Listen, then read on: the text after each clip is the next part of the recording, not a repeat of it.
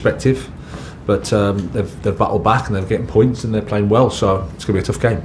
What differences have you noticed in the team between the two teams you're setting up now? Well, they change a little bit in terms of how they build up, I think. A bit more longer balls, I would say, a little bit more direct.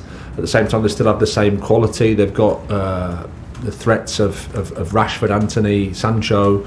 Bruno Fernandes plays a key role for them. So there's a lot of similarities, but they've just seemed to have adapted to the competition, adapted to each other. They're probably learning more about each other. It's a normal process, really. And you know, I'd been at Brighton for 3 years when we played, and Eric had been at Man United 6 weeks, if that. So there's a lot of learning that you need to do and a process that you need to go through, which is normal.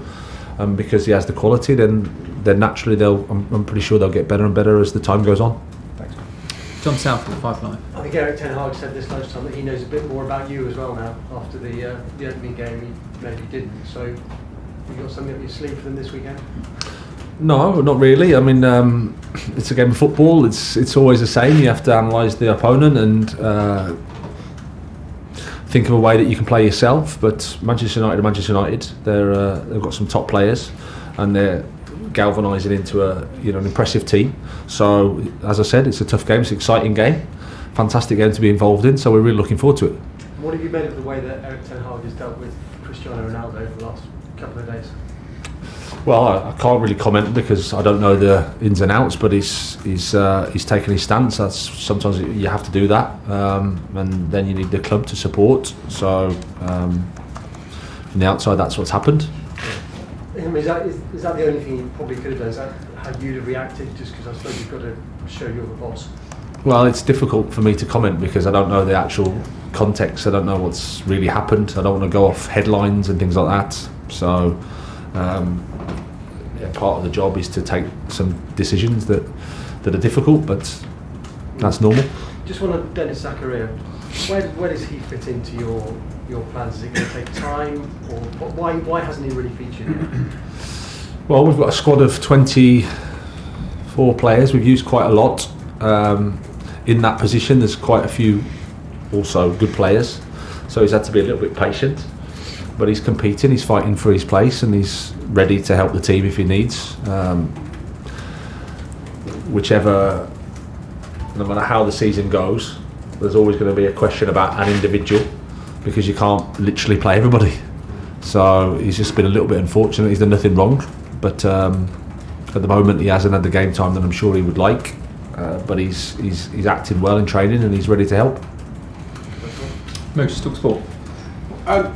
Graham, can you talk to us about the conversations you've had with Reece James and N'Golo Kante, maybe about the disappointments not only of not playing for Chelsea in the next couple of months, but actually missing out on the World Cup? Because for both of them, the news this week would have been devastating. And I suppose as a club manager, you've got to think first of all about your team, but then you've also got to think about the individuals.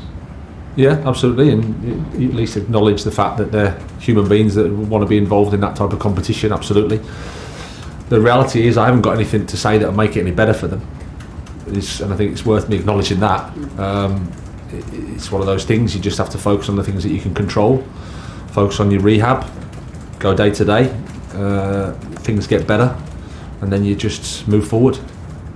We spoke earlier when you got to Chelsea about N'Golo Kante and his contract being up at the end of the season, and how many games he misses, and obviously through injury, and he's missing a load more this season. Does this impact in any discussions you have about whether he'll be staying on at the end of the season? Well, no, it's the most important thing for us and for me is that we help him get fit. That's the focus. He's got a long road ahead of him, so we have to make sure that we get the right treatment. We help him get him back fit and strong, and then when he's enjoying his football, we can think about those things then. The last one from me, we've seen a lot of your personality come out in the press conferences. I have one, I do have one. I'm not saying you were not. I wasn't implying in any way you were boring, I promise you. Hang on a minute. I never mentioned boring. I know, fair enough. But it's not really fair enough. Is your team now playing with your personality? That's what I was going to. I think 6 weeks is a quite short time to really get my true wonderful personality onto a team. Depends who you listen to and which media outlet you take opinion off. No, I think it's the personality is the personality of the players at the moment. Absolutely, it's them. They've understood that there's a challenge to be had. They've taken it up. They've been brilliant, really honest, really responsible, really open. So the personality is all them. You've got to wait for my boring one to emerge. Thank you. Thank you. Martin, Sky Sports. Hi Graham. Hi. Can I take you back a number of years and ask you to revisit the 20 minutes you played for Southampton against Manchester United? I'm sitting alongside Gary Neville on Saturday, tomorrow, and he might have a view because he was one of the defence that conceded 6 goals in that game. Yep. What are your personal memories of that cameo appearance?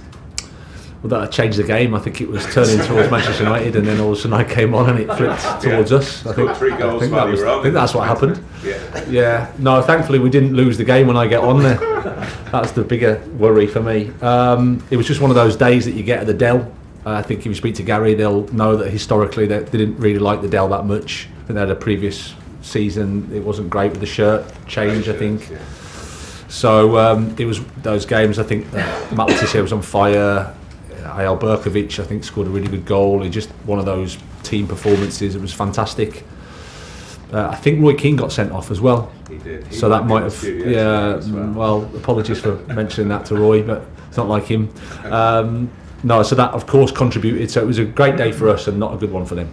Just one on more recent times. When Conor Gallagher went off, did you feel that changed your plans dramatically in the sense that you were taking off through illness a player who can score a goal and bringing on a player whose goal record is not very good, shall we say, but many other qualities, Kovacic. But did that change at that particular early moment and you ended up not scoring in the game? Yeah, a little bit. I mean, the fourth substitution, it means you can only make 2 now in terms of 2 stops, so it affected us a little bit. But at the same time, we probably needed a little bit of control in the game because Brentford, it's not easy to control, and if you don't control it, then the ball's in your box quite quickly and easily. So that was just the decision at the time, and obviously Matteo's got his quality that he brings to the team. Okay, last question in the broadcast section. Nick, BA. Hi. Trevor Chalobah's obviously in really great form, and he's unbeaten when he started for Chelsea. How have you seen his development?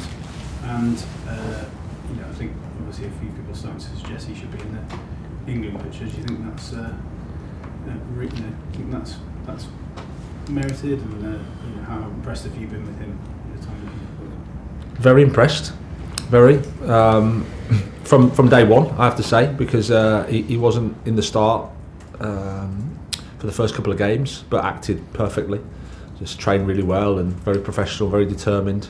He's an impressive character, very focused on his football, wants to play, wants to help the team, wants Chelsea to win. So he's great in that regard, and he's a bit of a soldier. He's played in all the games, and we're having some problems in terms of availability for players. But he's stood up there and stood in for us, and he's performing at a really good level. So not surprised that he gets that link, but that's thankfully not my problem, that's somebody else's. Do you think he's at that level then? I mean, he's obviously not got a decision to make, but do you think he's good enough to do it? He's playing every week for us, and again, that's a decision for Gareth to make, not me. Okay, leave it.